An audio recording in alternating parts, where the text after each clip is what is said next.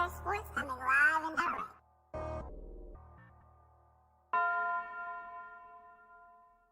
To the Wire Sports coming live and direct.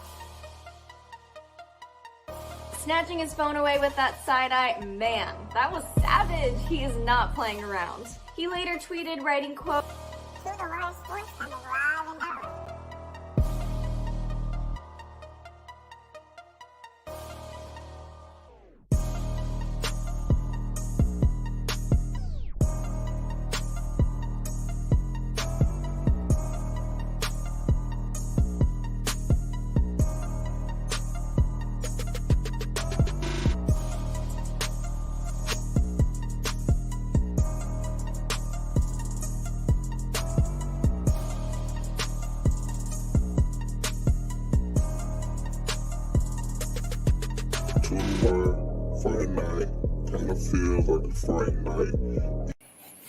What's going on, everybody? It is To The Wire Sports Show on your Heat Ratio Network. Guys, we have such a crazy show today. It's gonna pop it up there. It's about the draft. It's our 4-part draft special. Today we're talking about QBs and receivers, man. We got a special guest, my boy Jeremy. Jeremy, I'm bringing you on. What's going on, Jeremy? Hey, how you doing, Jamar? Hey, man, he back. This isn't his first show on Heat Ratio. Well, it's actually his first show on Heat Ratio, but not his first show with me. Jeremy, man, give people a little bit about yourself, man. Tell them your ass where they can find you. I'm Jeremy Horwoth. You can find me on Twitter at jhorwoth11. And yeah, I'm just really excited to be here, man. Hey, man, I'm excited to have you. And even though he said that, you can find everything you need to find about Heat Ratio Sports scrolling at the bottom right now. We'll throw the topics up there here in a little bit, but we're going to start off, man. How you feeling? I'm feeling really good right now. Being an Eagles fan, I might not be feeling too great with how everything is going, but I'm feeling good right now. Hey, man, that's all good, man. Real quick before we start off, man, I always do this. I'm going to start doing this as a new segment. It's called the Heat Check, man. Hashtag us your gear. Hashtag us your gear. Like right now, I'm wearing an Anomaly hat by my boy Andre Johnson. That's my boy with Heat Ratio, and I'm wearing my RBG shirt. Rest in peace. And man, what you got on, man? What you rocking? Man, you already know I got the Phillies hat. I got Bryce Harper jersey on. Let's go hard. Yeah, repping Phillies all day. I already got Wentz back here a little bit. Hey, man, we ain't gonna trip, man. I see you got Wentz, man. Yeah. We're gonna see what we got. All right, let's get right into our first topic.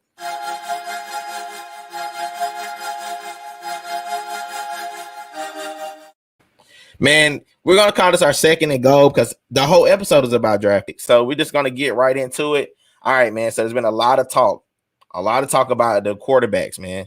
And we know that Carson Lawrence is going number 1. So who are the next 3 that you guys are taking, that anybody's taking? So if I were to have to rank them, obviously Trevor Lawrence is definitely number 1. But I have Zach Wilson over Justin Fields. That's what the big debate is, Zach Wilson and Justin Fields. Justin Fields plays in a very prestigious conference. And yeah, like Ohio State didn't play as many games. And he had a decent little season there. So his hype is always going to be high, especially someone coming from out of Ohio State. But Zach Wilson out of BYU, he plays in a less prestigious conference. Again, he has receivers that aren't going to be as good, so the coverage is tighter. He has to make more accurate passes, and he was doing just that all year. So right now I have a lot more confidence in Zach Wilson than Justin Fields. And then after that, Trey Lance and Mac Jones, they're very interchangeable. They play very different. Trey Lance is definitely a project if you were to draft him. So he's a little bit worrisome to me. Mac Jones a little bit more established. But again, he had receivers wide open all year. How good is Mac Jones? He could be really good, but when you have receivers that wide open, a lot of guys can make them passes that he was making. Yeah. I mean, I think what happens is we get, like, I say this all the time. Is he throwing them open or are they getting open? Because that's the big difference. Exactly. A lot of great quarterbacks have to throw their receivers open, and I think we've been seeing that lately. That a lot of the great quarterbacks, but we could have said the same thing about Joe Burrow last year, and you see how good Joe Burrow. Yeah, exactly. That's what I'm saying. It's not out of question, but it's just hard to grade him and to fully scout him. Like, is he really the deal? Like, we're not really sure. For sure. What's up, Terrell, man? Terrell says Mac Jones top 3, and like he said, man, it could go either way. Like I said, you could hope. You could probably hope that like Mac Jones is who you think he is when you go pick him up, and that he's going to surprise us. But he might just be a system quarterback, and that could be a possibility. But we thought Joe Burrow might have been a system quarterback too, because the guys were just so open. But I think it was a little bit of both. I think they had really good timing. I think that his guys were the best in the game, which if you're looking at it now, it looks like we should have been thinking that the whole time, because Justin Jefferson's about to come out. And he just came out. He just set the league on fire, and I'm pretty sure Jamar Chase is going to do the same thing. So, I mean, whatever. They might be down as one of the best teams ever, like college was that LSU team. So, without giving too much weight to the people, let's talk about Wilson. And I'm going to tell you my reasons for Wilson not really thinking Wilson is that dude is because I saw him play against Coastal Carolina, and he had a decent game against Coastal. Don't get me wrong. I think I quoted it 240, 270, somewhere passing, 1 interception, 1 TD. But in that game was the first game I actually seen him challenged. They played in a not a great conference or whatever. So, that's always up for debate, how good somebody actually really is. But, it is what it is. I guess we'll see when they get there. We got another comment coming in. Lawrence receiver stay open, but they couldn't get open. He did not throw them open. Okay, so I guess I get what Terrell is saying, because our receiving core wasn't as good as it's been in the last couple of years. And, we didn't have, our 2 biggest weapons coming back. We didn't have them. We had Amari Rodgers, which is a senior veteran receiver, which we'll talk about in a little bit. But as a senior, as a receiving core, our receiving core was very basic, to be honest. We had some guys, but the strength of our, offense was Trevor Lawrence and looks like ETN from somebody looking out. And they started using him so much coming out. He was almost like another receiver at some point. So let's see what else we got. Wilson is overrated. Mac Jones and Lawrence are a beast. What you got on that? See, I could see the Zach Wilson overhype. A lot of hype is coming up recently through in the middle of this year. But I think I have a lot of faith in Wilson just by watching him. His guys are not open. A lot of the time, he's not open. He has to make some of the most accurate passes, and he's doing that very well. He can move. He has a big arm. He knows what he's doing. He has good pocket presence. There's not much to worry about with Zach Wilson, besides he hasn't faced the best competition. So I can see why he could be overhyped. I am still very nervous about Mac Jones. Having them wide receivers with him, he has 2 guys that are probably going to be top 10 already in this draft with 2 receivers. And to have those guys, again, I really think a lot of quarterbacks can make them passes. I think if you put Zach Wilson at Alabama, having them receivers, I think that team would have been more. I think it would have been better than if Mac Jones is that quarterback. Oh man, I can't agree there. I can't agree there. Just because, like I said, because we just don't know. Those receivers are good, but in that championship game, I don't know if you saw it, but Waddle caught maybe 3 or 4 passes, and he was on a bad wheel. So, if he's catching on a bad wheel, he's got to be throwing a pretty decent ball for it to get there and it to be as accurate as it was. So I'm gonna side with Pierre on this one. So is Mac Jones better than Tua? Oh, all right. It's very close. It could be close, but I think Mac Jones is a little bigger. He's a little bit more of a pocket passer. Tua, I guess, is too, but Tua kind of should use his legs. The times we've seen Mac Jones really stroke out and run, I'm not really sure that I would be confident with him running the ball often, but at the same time, I'm not really confident with Tua running the ball, and he's injured already, so I really don't want him running as much. So I mean, I guess it is. What you got on that? I do think I actually would have Mac Jones over Tua. They're both they're pocket passers and they're very accurate. Mac Jones, I think, has a little bit of a better arm though than Tua. Tua is not very good with the deep ball. Tua is a little bit indecisive. He only likes making passes that he feels really comfortable with. I think Mac Jones is going to be able to. I think he's willing to throw the 50-50 ball. Tua doesn't like throwing the 50-50 ball. He wants guys to be wide open for him, and he'll just throw it right in the chest. I think Mac Jones is going to be he's going to take more risk. I think that would work out more in the end with having Mac Jones. All right, man. We're not going to waste too much time, and we're going to get right into it. So we talk about receivers, man. Let's talk about the receivers in the draft that we got loaded. It's loaded. Like we just talked about, this is super loaded with receivers. We're gonna start with the two of the best, if not the best argument that there is about receivers. Who's gonna go first? Who you got, Smith or Chase? See, okay, so it's very difficult because we've all been talking about Jamar Chase for a while, about how much of a baller he is, but it's hard for me to say that Jamar Chase is better than Devontae Smith, only because he didn't play last year, the last year that just happened, and Devontae Smith won a Heisman. It's not only that he just had like a decent year, and it's like, oh, it's kind of close. Devontae Smith just won a Heisman, while Jamar Chase was off the field, but for good reason. I'm not any, I'm not judging him. It's just I think I had to say Devontae Smith. If I was selecting a wide receiver, I had to pick one or the other. I'm picking Devontae Smith over Jamar Chase. All right, I'm about to blow your little argument up. Are you ready? Let me hear it. All right. So the reason why I take Jamar Chase over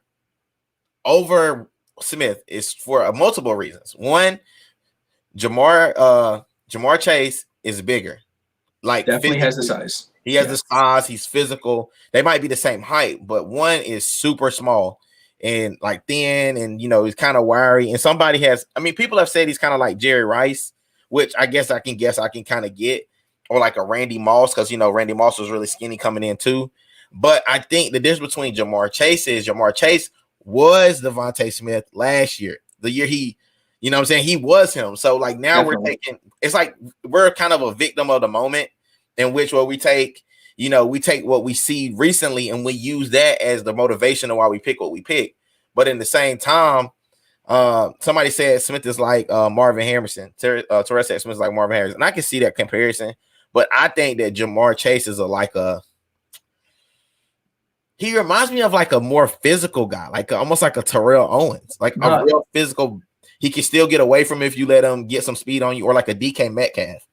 Right. No, definitely he is. And that's why when I say I'd rather Devontae Smith, it is no disregard towards Chase. They're both phenomenal players that no matter what, I have no doubts will be absolute studs in the NFL. But again, they're both really good with route running. They both create separation. It's really hard decision. It's kind of more just based on the day, like who you'd rather go after. Yeah. What's your preference? Right. That's exactly how it is. All right, so let's talk. We're gonna make you a GM in like 2 minutes, but for right now, I'm gonna ask you a question. So we have two other guys to talk about. We're gonna talk about the two guys from Florida. We're gonna talk about Tony, and we're gonna talk about Kyle Pitts. Now, this is the one question I have for you: is Kyle Pitts considered a receiver because of his skill set? If you were based on his skill set, I would say yes. The guy, you can put him anywhere out on the field. You can put him on the line, you can put him in the slot, you can put him as an outside receiver. The guy can do it all. And so I would, but having him be a tight end, because he does have the blocking tendencies, he can block if he really needs to. And that is, again, extremely valuable in a tight end. That's half the job, is catching the ball and blocking. So I could call him a wide receiver. Yeah, I think that if he wasn't a tight end, he could play receiver just as easily. What do you think about what about Tony? Tony hasn't actually been talked about much. I haven't even looked too much into him. I like him. I don't know where I see him going in the draft, like maybe like late first round, early second. But no, I think he could be a baller. But yeah, I don't have much thoughts about Tony. I haven't looked too much into him. So the first thing is Pitts a receiver, and I believe Pitts is a receiver, and I'm gonna tell you why. Because depending on where he goes, he might not be needed as a tight end. And let's say if Kyle Pitts ended up like somewhere like at Pittsburgh already had Vance McDonald and Ebron. So they picked him up, then they wouldn't need him to be a receiver. And plus, Pittsburgh has had great receivers, and they have great receivers with Claypool and Juju Smith-Schuster and Washington, and name the rest of them. But they have a good core. But if you ended up getting Kyle Pitts somehow, you could use him at a receiver position because he can move, and he can really move. Like just like Waylon from the Raiders, or Waller from the Darren Waller. Yeah, Darren Waller from the Raiders. Mm-hmm. He's same thing. Like if he could be a receiver depending on the day and who's checking him. I mean, because the bigger guys I'm thinking about are like a Gronk. That's somebody that you got to kind of keep stationary because he's kind of slow and he's big, but you don't have to do that. So to Vinny's So Vinny's comment: Kyle Pitts is not a receiver. He's a move tight end. He is a move tight end. You can move him all over the field, but at the same time, you don't see a whole lot of tight ends that you can put at what is it, at outside receiver. That doesn't happen. Yeah. He's not a receiver if he runs. Let's see. He's not a receiver if he runs a 4.6, 4.7, good enough to beat some safeties, but not linebackers or corners. But the thing about it, what I'm gonna say this, and then I'm gonna let you take it, is you might give up the speed. You might give up the 4.6, 4.7, but there's receivers that aren't that fast. Like there's actually a lot of receivers that we think are a lot faster than they really are, and they're just beasts. Because of the simple fact that if you can't box me out like in basketball, I'm still a problem for a DB, regardless of how fast he is. So DK Metcalf is a freak. So I think we started looking at size and we saying, okay, well, this person's supposed to be super fast, but at the same time, DK Metcalf's a freak. Like, let's just be real. He's a freak. But yeah, go what you got on that. So Kyle Pitts, yes, I would say he is more of a move tight end. Like I would prefer him at tight end over receiver, like based on other receivers in the draft. Like I would have Devontae Smith over Pitts. I would have Jamar Chase over Pitts based on a receiver perspective.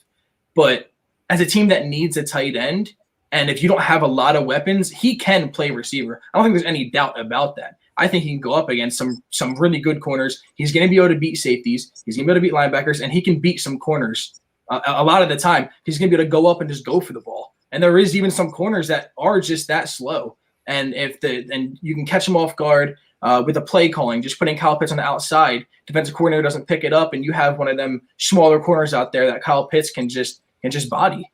Yeah, and I'm gonna say this to kind of quarterback what Terrell is saying. He's got Adams from Green Bay. He's not the fastest guy, but he can get open, and he has a little bit of breakaway speed because he has a stride.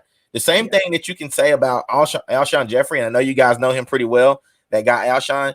Like, Alshon isn't the fastest guy, but if his hands were better, he would be a beast. Like I said, like you guys are only really one Alshon Jeffrey catch away from being NFC champions again. So he was that receiver. He has aged a little bit, but towards the end in Chicago, even 2017 with Philadelphia, he did play really well. He's never been the quickest guy. He's just a big physical. We saw it in the Super Bowl, made a huge touchdown that is a play that no one talks about. Alshon Jeffrey made a phenomenal play in the Super Bowl. A big reason why we won it. He had a great season. So yeah, I actually see the comparison pretty well with Kyle Pitts and Alshon. But the thing is, Kyle Pitts can also play tight end. He can block. He can do it all. Think about how crazy that would be if you had another tight end, like that was a serviceable tight end that you could still throw the ball to. You put him on the outside and block some type of underscreen or something. Man, it'd be dirty. And Kyle Pitts is the guy that can do it. Dude, that's crazy.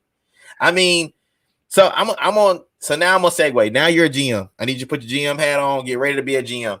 All right. So you are the GM for your team. I'm gonna be the GM for the Steelers. You're a GM for the Philadelphia Eagles. Anybody else wants to play GM for their team, just put it in the comments. We'll just put the team that you're being the GM for, and we'll hit your comments and we'll talk about it. So right now you're the GM for the Eagles. You have the 6th pick. Who are you taking? So depending on who's on the board, I personally want defense. I am not how a lot of Philadelphia Eagles fans are. A lot of guys want that receiver. I think that we have young receivers that are very, I don't want to say very capable, but they have a chance to grow and have potential. And I want them to have the most playing time. I want Jalen Reagor to have playing time. I want Travis Fulgham to have playing time. Even Arcega-Whiteside, I'm not a big fan of him, but you never know. He can just ball out of nowhere. I want to see that happen. And I think picking someone like Patrick Surtain would be huge if he's available at number 6, which I do think he will be. So if I had to choose, I want Patrick Surtain at number 6 overall. I want someone to be on the other side of Darius Slay. I think them two would be locked on the sides. Man, that's big. Like, that's what I'm talking about. The possibility they're doing something different than what everybody else is wanting you guys to do is crazy. And I'm trying not to. And I'm gonna show you what the other guys say. So we have Vinny, who's also a Philadelphia Eagles GM right now. Jamar Chase, give Hurts what you didn't give Carson, a wide receiver 1. That, I mean, I can't be mad at him about that, man. I can't be mad about that. What I have to say about that is they just used a first-round pick on a receiver last year. And right now, it's not looking like the greatest pick, but it's done and over with. You have to deal with it. And I think that has to be who you go with now. Jalen Reagor is your wide receiver 1. He has to be. That's got to be Jalen Hurts' guy. And whether Jalen likes it or not, I have to stick with that. And I think growing this defense, now you don't have our normal defensive coordinator in Jim Schwartz. We got a new DC coming in. Give him a nice corner to work along with Darius Slay, and that would help shapeshift this entire defense. Man, that just hurt my heart, man. Hear you say that.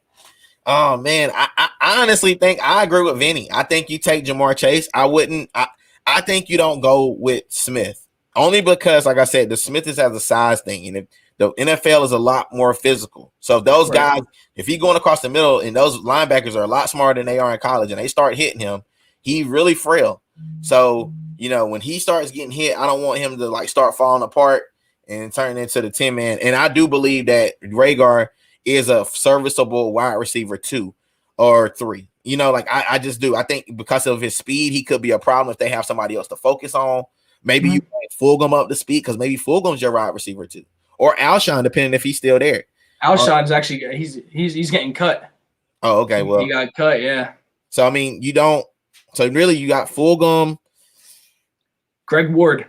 You got Ward if he's healthy, whatever. I'm not happy with the wide receivers that the Eagles have, and I wouldn't be angry if we do pick Jamar Chase or Devontae Smith. You're adding an absolute baller, but I really want to fix this defense. I think we have guys that have potential to become better.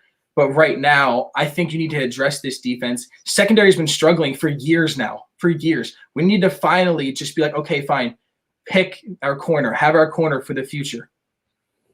Yeah, I'm with it too, man. We got some people checking in. Al, what's going on? Al, Heat Ratio. Vinny says he loves the show, guys, man. We love having you guys keep making comments. Listen, like I said, I feel some type of way. I'm sorry I feel this way. I just want the Eagles to do something smart for once. Like, stop doing dumb stuff. Please stop doing dumb stuff. Pick the guy, pick the sure thing. Like, for the one time that I've ever known it, pick the sure thing. Like, see, do you think Patrick Surtain isn't a sure thing? In this draft, because there's so many DBs, but because your needs can be met. Like, you guys have DBs. Like, they're just not great DBs, but you have some veteran DBs. Like, what's the Nico Roby Coleman? You got Coleman. What's the other? Darius Slay. Avonte Maddox. Avonte Maddox. Depending if they pay Slay, you got Slay. So you have some guys. It's not like you just absolutely need like to refresh your secondary. It would be great to get a guy, but you don't need a jump for Surtain to have a decent pick. I think you legitimately do need a wide receiver 1, like everybody's saying. And that guy is definitely in this draft. Even if you get both of those guys taken, there's still some guys out there that could really be great. Like, you still got Jalen Waddle. You still got we thought Chris Olave was coming out, but he's staying. You got Amari Rodgers from Clemson, could be a serviceable receiver. He might not be a wide receiver 1, but he'll probably be around in the later rounds. So there's some serviceable guys all over the league. Tony, we talked about Tony. Tony's a speed guy. Right. And that's why I want to pick corner, because in the second round, with our second round draft pick, there's going to be guys available still that could be a wide receiver 1. It may be not as high of a chance as Devontae Smith and Jamar Chase, but we've seen guys taken in the second round be wide receiver 1s. You have DK Metcalf now. Terry McLaurin was picked in the second round. You got guys in the second round that can be wide receiver 1s, and there's guys in this draft that look like they could be.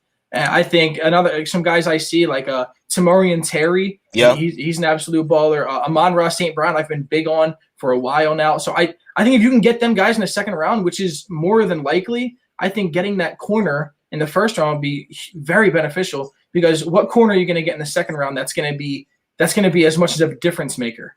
Okay, so I don't want to cover this part. I want to kind of stop it right here because I don't want to cover the DBs and stuff, because that's a different episode. Right. I don't want to cover the DBs yet, guys. I'm really sorry. We're not going to cover the DBs, and you got to stay tuned for the next couple of episodes. We'll get to defense.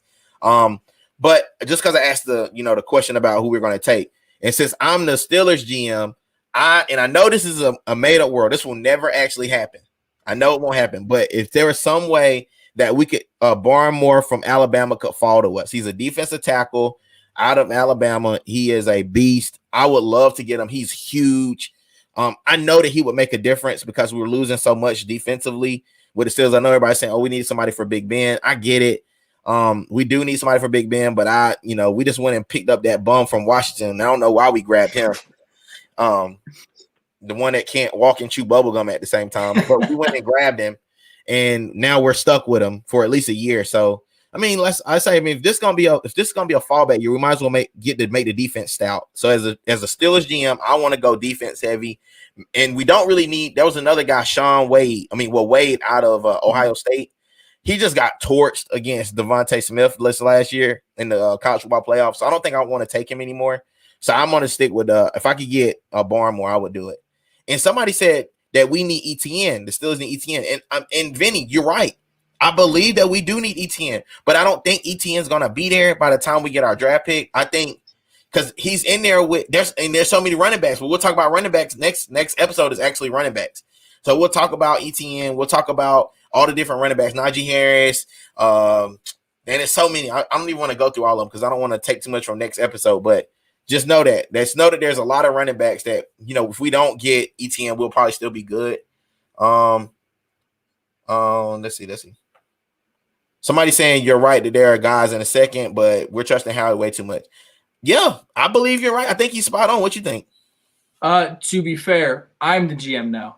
Oh, we don't trust you. We don't trust I don't trust Howie for anything.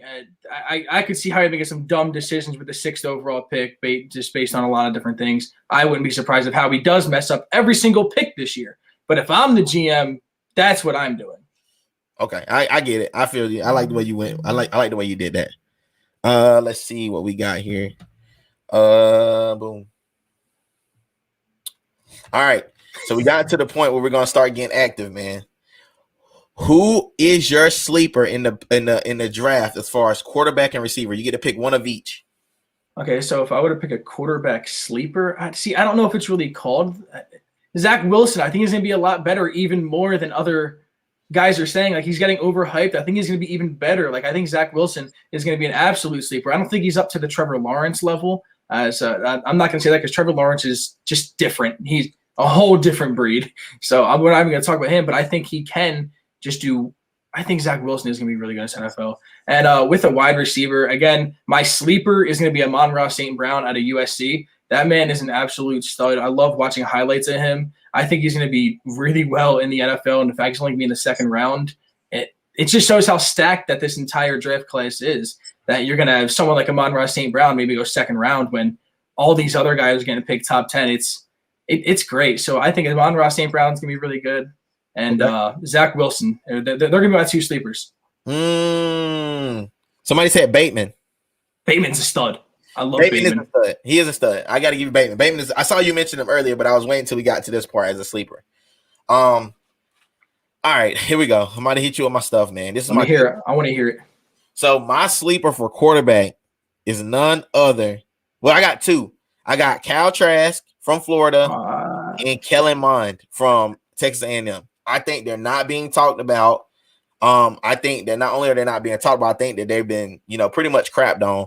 Kellen Mond had a great college career. It's just kind of like he came in the middle of Joe Burrow, Trevor Lawrence, guys that just to be honest with you, just overshadowed them. But Texas A&M had a really good season. They were in the contentions at the end of the year to be in the college football playoff. They were talking about it. So yeah, Kellen Mond. I think Kellen Mond is somebody that, maybe my Steelers might get a chance to get. Maybe we'll get a chance to get Kellen Mond, and he would be great in our system as the GM. And if I'm being honest, 100% at wide receiver, I'm gonna take my boy Amari Rodgers out of Clemson. I think that the kid has moxie. He tore his ACL, came back in less than a year after a torn ACL. He's an extremely hard worker. He led that team in receptions this year, a team that was severely damaged by a lot of injuries on the offense. And he, carried that team, especially as a senior presence on that team. He did a great job. I'm hoping and praying he gets drafted. I'm hoping somebody sees in him what I see in him and what I've seen all 4 years. He was always one of the go-to guys in crunch time. He's almost like a Winfro when Winfro was at Clemson. He was just Mr. Trusty and reliable, So we still got Andre Johnson says, my boy Andre Heat Ratio says we cannot mess up the draft this year. And yeah, you can't.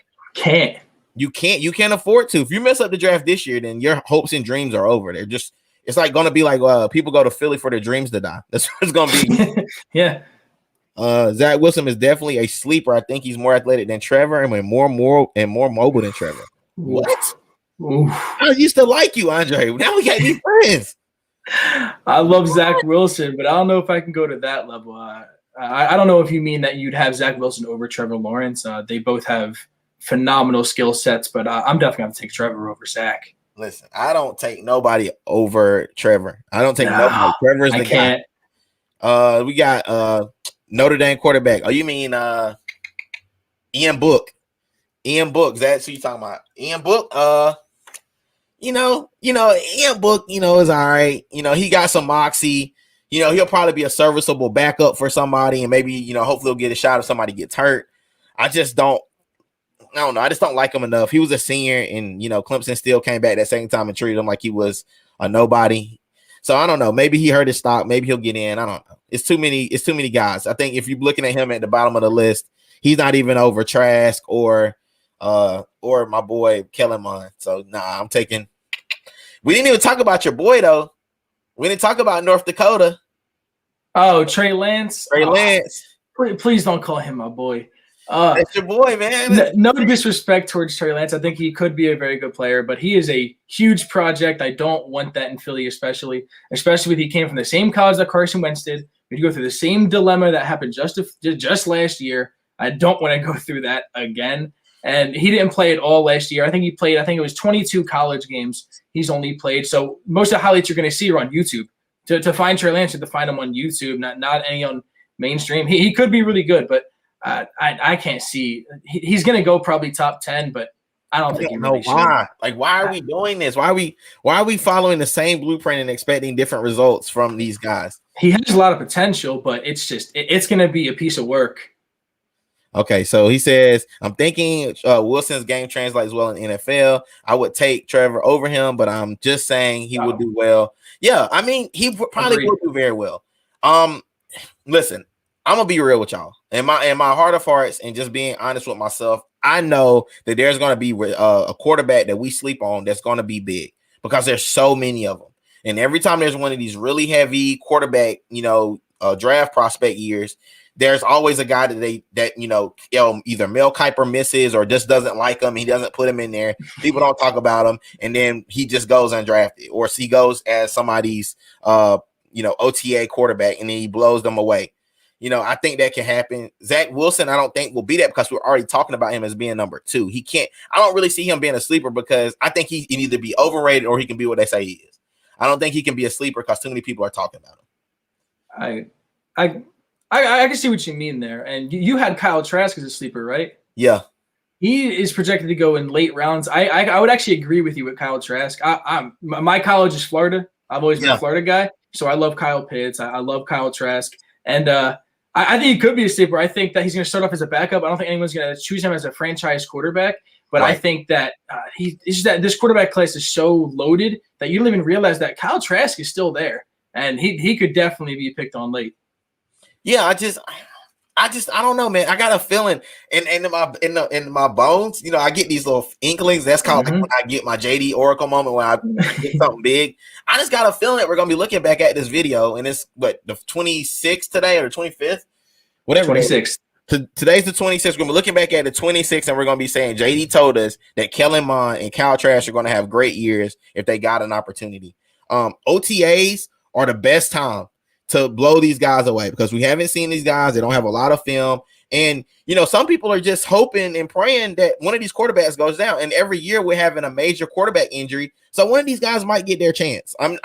It's impossible not to. As long as you can get on a roster, you always got a chance as a quarterback, the way these quarterbacks are going down every year.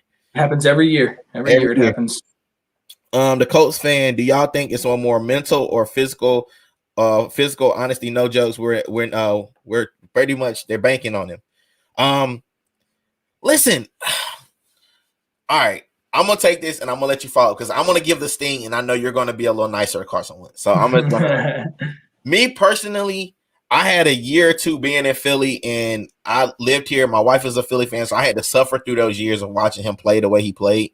And I'm gonna be honest with you, he lost a lot of my respect from these 2 years, because it'll be one thing to be playing hero ball and then you're just not winning. But this last year, it was just such a terrible down year for him. I didn't really see any glimmer of anything of 2017 Carson Wentz. Like 2019, there were some times I could say, well, you know what? Maybe he could come back and play that. But after this year, unless he just told organization like, hey, I'm just going to screw the games over from here on out and let you guys get rid of me. I just can't see that not being, affected the next place he goes, unless him and Frank and just somehow just kiss, make up. He builds his arm more and teaches him how to play football again. Like he kind of like senseis him when he gets him out there with his car with the wax on, wax off, and then he fixes everything for Carson Wentz. But I don't know. I think he's a mental midget. But what do you got? Carson Wentz is going to be a top 10 quarterback in the league this year. Is that your JD Oracle moment? I'm banking on that. I mean, write it down, quote me, whatever. I have Carson Wentz is going to absolutely ball out. So his problem is definitely more mental than physical. The guy is physically unbelievable, honestly, when you look at him. I mean, he is 6'5", 6'6", 250 pounds now. You can put even more weight. That's a linebacker right there. So Carson Wentz is a huge dude. He can move. The only thing is that it's his mental game. He was on pace to get sacked, the fourth most in NFL history last year. The guy's going through a lot. I think he's going to be okay physically. And getting back with Frank Reich in his best form, Frank Reich, not the only reason why Carson Wentz did that well in 2017, but a huge reason why even in 2019, his last 4 games when he led us to the playoffs, he had to win out all 4 games. Played extremely well with a practice squad with him. And the offensive line has been struggling. I'm not trying to give him excuses, because he did play awful this year, like historically bad. And I'm a huge Wentz guy. He's one of my favorite players. But when you play like that, there isn't many excuses. Like, no matter how bad your team is, you're not gonna you can't play that bad. But yeah. I think this year he'll play better. I do too. I think he will play semi-crappy, but what they are paid for him won't be worth it. So my question is to you now. We're going to kind of get into something. Because we're going to stay at Carson Wentz, because I know somebody brought it up. We'll stay with Carson Wentz. Why do you think the clause is in there if he plays 75% of the games? See, it kind of shows that they might not have as much faith in Carson Wentz as it seems to be. If you're putting Carson Wentz, the trade, if he doesn't play 75% of snaps, that means that there's definitely a chance that if Carson Wentz doesn't play very well for the first half of the season, maybe, or however long that they say that it's going to take to decide if they want to stick with him, they won't have the most faith. I think Frank Reich will, but a lot of this is up to the GM, Chris Ballard, who is a very good GM. But it just shows they have a lot of faith in him. I do, but it's going to be hard. And I think Carson knows that his game is messed up, and he knows he has to step up. So I think he's going to play them 75% of snaps. I think they're going to make it to the playoffs. And the Eagles are going to get a first-round pick out of it, but it's going to be a late one because they're making it to the playoffs. See, all right, this is JD Oracle moment. Here we go. Another one. In the same mouth that you would say that, I have seen him make every throw. I've seen Carson Wentz go through progressions, make good throws. The pass to Boston Scott this year for the walk-off touchdown, basically, that was a great pass. Like, I can't take anything from him. And after I saw that pass, I was like, okay, well, maybe he's back. Right. Maybe he has glimpses of times. And that's what actually concerns me. Because if he had just played really, really bad, no shining moments, nothing that looked decent, that looked like his old self, I'd be like, oh, maybe he's just lost it. But this is actually more concerning, because that means that he was playing hard the entire time and was just screwing it up. So I don't know. I think the verbiage in the Colts, contract, I think it does show me some pause a little bit as far as the confidence they have in him, but I don't think it's for his actual ability. I think it's because of his injury report stuff. And his injury history has been kind of shaky. So maybe they're afraid that he will get hurt. They have a really great offensive line in Indianapolis. So I don't really see him taking that many hits. And plus, after the year like he had this year, maybe he's not, injury prone. As much as he got hit, he got back up every time. So, maybe that's just he just had bad luck, which I think it could be. But you get hurt 3 out of 6 years that you play. I mean that does give me pause before I give you hundreds of millions of dollars. I need to see you stick out there a little longer, but it definitely is worrisome. But having that good offensive line, having the receiving core that Indianapolis has, not great, but they have veteran like T.Y. Hilton, some young guys. Gone, I think. What was that? I think T.Y. might be gone. Yeah, I know they're in negotiations right now, but both sides said that they want to come up with a deal. They just haven't done it yet. So I don't know if it will happen, but having that veteran will help Carson Wentz, and having guys like Michael Pittman there is going to help, and having a good defense. They're having one of the top defenses in the league and one of the best O-line. It's a dream situation for Carson Wentz. So if he doesn't play well this year, then I'm totally lost on him, because he's being given everything. He's given a line, a defense, a receiving core, and the head coach he could dream of. This is the one he wants. Yeah, I mean, it's a perfect situation, man. And we're going to use this as the segue into the next topic. We're going to stay with quarterbacks, man. And there's a lot of quarterbacks in the NFL to talk about, but none more actually important than Russell Wilson and Deshaun Watson. And, I don't know what's going on with all these different organizations where they're losing the quarterbacks approval, and they're losing all their quarterbacks because they don't turn into the NBA. It's like NBA. It's like these quarterbacks are turning into legit free agents every year because they don't like what's happening. I'm not exactly mad about it. I mean, if you're a bad franchise and you're not doing anything to put, weapons around these guys, you're wasting their career. We're wasting Deshaun Watson's best years. We're wasting them watching him run for his life in Houston. We're watching Russell Wilson have decent weapons, but crappy play calling seems to me. So I don't know. We'll start Russell Wilson, man. What's your thoughts on Russell Wilson's situation? So Russell Wilson, he's confusing me. I think he does want to leave Seattle, but he won't say it. He came out and said, I want to stay a Seahawk. I want to stay in Seattle. But if I were traded, these are the teams I want to go to, which was Dallas, New Orleans, Chicago, and there was one other team in there. So he's really confusing me of, I want to stay here, but if I wasn't, what's the point in saying that? You should, if you really want to stay in Seattle, you're going to say, hey, I want to be here. I don't care. I don't want to go to any other team at all. This is the team I want to stick with forever. And so, and yeah, Terrell's point is that he has no O-line to protect him, and he doesn't. I mean, these guys, him and Deshaun Watson, are kind of in the same situation. They both got hot at various moments during the year last year, but that's more speaking to the type of player they are. But at least Wilson has more options. He's got Lockett, and he's got DK Metcalf. He's got some weapons. Deshaun Watson don't even have that. Deshaun Watson out there playing with the school of deaf and blind, and he's just expected to make lemonade out of lemons. We got and I made a video earlier today that was on my actual personal page, but it's about these quarterbacks, and it's they get mad at Deshaun Watson for wanting out, Russell Wilson for wanting out, but we just literally watched Wentz say I don't want to be here no more, and was out in less than a month. Yeah.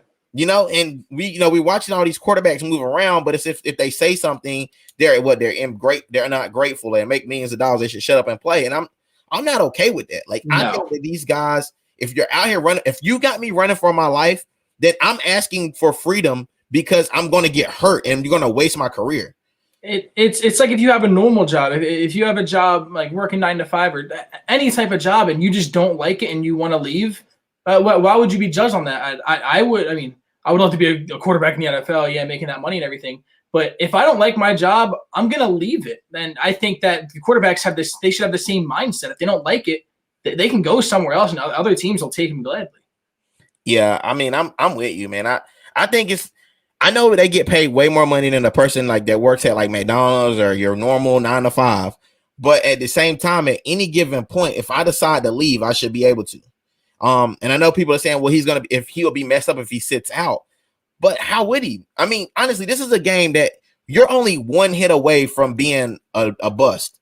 If Deshaun Watson takes a really nasty hit behind a line that can't block for him, we just will probably watch one of the best talents in this age probably play. We're going to watch him play his last game if he gets hurt really bad. He's already torn his ACL a couple times, once in Clemson, once in the pros. Listen, I don't think that if anything, he's probably looking out for his own best interest at this point because of the injuries he's had. And that's the situation. I don't want to give it too much, press, because I know that hopefully everything will work out in the long run, and hopefully, Houston will stop playing hardball and, just try to get what they can get for Deshaun and get rid of him. But if he has to sit out, man, I'm not opposed to him sitting out. They're gonna be trash anyway. At least if they're really, really bad, they'll may get a good draft pick while he sits out and trains. Yeah, seriously. Let's see. We got a really long comment here from CJ. What's going on, CJ? Dallas, the Bears, and Raiders, 3 franchises that are obviously worse ran franchises than Seattle. Makes no sense. He has weapons everywhere. Head coach that's dedicated to him, and he would rather throw the ball than hand it off to Marshawn. I mean, yeah, man, I get it, but that just speaks to the terrible organization that is the Seattle. Exactly. It's just you have beast mode. Why not? That's gonna go down as the worst Super Bowl mistake of all time, more than likely. Was it 4th and inches, and you run him up you throw the ball instead of running him up the middle, to end the game? That's crazy. Was it even 4th down, or it was 4th down? It had to be for them to get a ball, either that or the time was running down. One of the two. Yeah. The time was running down, but they still had. I think they had a couple more plays still. They decided to throw the ball when you could easily just run the ball in. That was a very questionable decision. But I don't know how much of a difference it really is for Dallas, the Bears, and the Raiders. How obviously how their worst ran, because Seattle without Russell Wilson, how well would they have been since he joined the league? If they had anyone else, they're not going to play as well. Russell Wilson is the biggest reason why Seattle has a franchise now. I think if Russell Wilson was in Dallas is going to be better than Seattle. I don't know about the Bears, but if Russell Wilson is in Las Vegas, he's going to be better with them than I think that he would in Seattle. Yeah. I mean, in those places that we're talking about, they don't Dallas quarterback. I mean, Dallas coach is up in the air. He's kind of, he's kind of shaky as a coach. Mm-hmm. The Bears have kind of a shaky coaching situation as well. On the hot seat. Yeah, but you got the Raiders. The Raiders got John Gruden. I mean, he's a legendary coach. I think John Gruden would do wonders with a Deshaun Watson or a Russell Wilson. So I don't know if we can say that, CJ. I agree with some of that you're saying, but I will say that I guess it's like apples to oranges. You just can't really compare the two. But I mean, it's a good argument.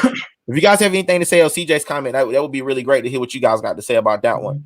Terrell says JJ Watt did the same thing. Yeah, same thing. JJ Watt said he didn't want to be there. They released him. I know he only had a year left on his contract, but it is what it is, Le'Veon Bell did that, but he played 6 games for his credit season. I mean, yeah, he did, but at the same time, I don't want to see that happen. I don't know why that has to happen. Just if the guy wants to be traded, you can get something for him. It's not like you can't get any value for Deshaun Watson. You can get a lot of value for him. If the guy doesn't want to be there, trade him. It's the best business move. Let's see what else we got. CJ says that first Super Bowl was because of the run game and the Legion of Boom. That was before Russell Wilson was Russell Wilson. I don't know. What you got? What you think about it? So you're not totally wrong.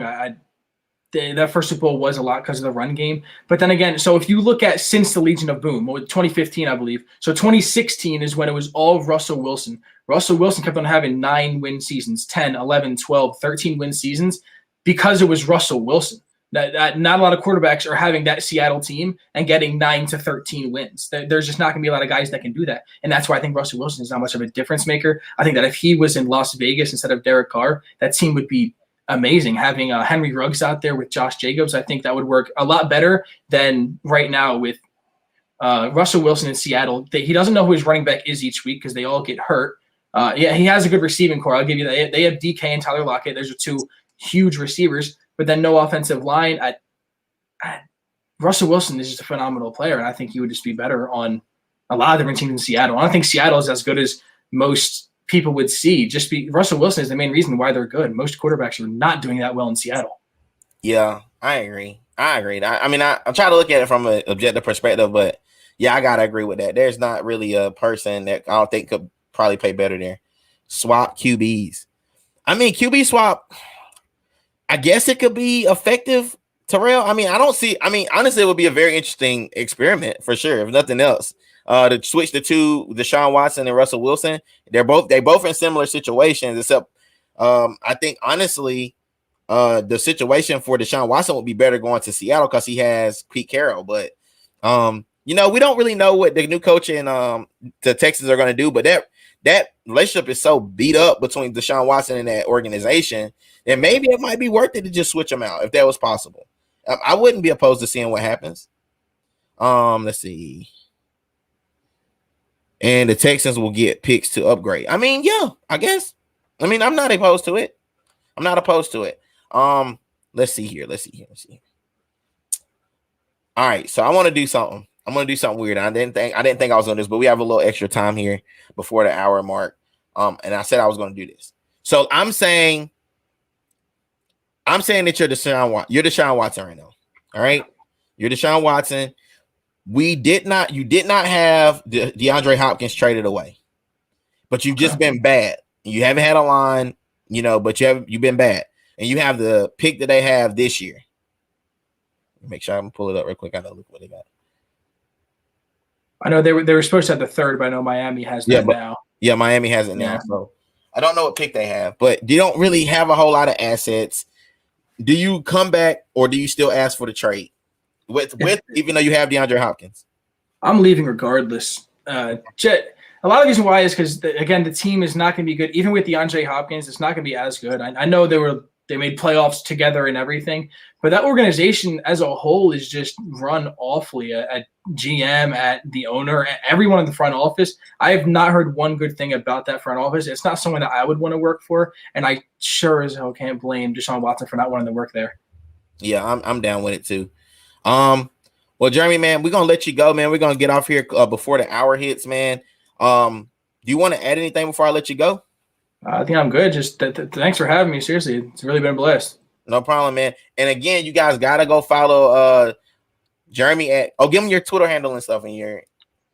My Twitter is at jhorwoth11 on Twitter. Go send a follow. Pretty much the sports updates on there.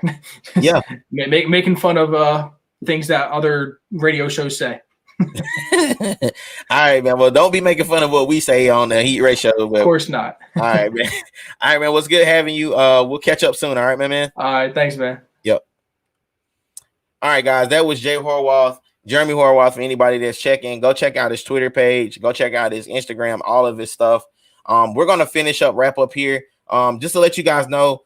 So we're working on something really big at Heat Ratio before we let you guys get off of here. We're working on a mega cast exclusively on Heat Ratio on April the 29th through May the 1st. That is going to be our mega cast for the draft. We're trying to put it together now, seeing how many of our anchors can come on, personalities can come on and do it, discuss the draft picks as they come in live. We're going to be doing that hopefully on the draft night to kind of get your reactions. We got a lot of Eagles fans, a lot of different fans from all over the place.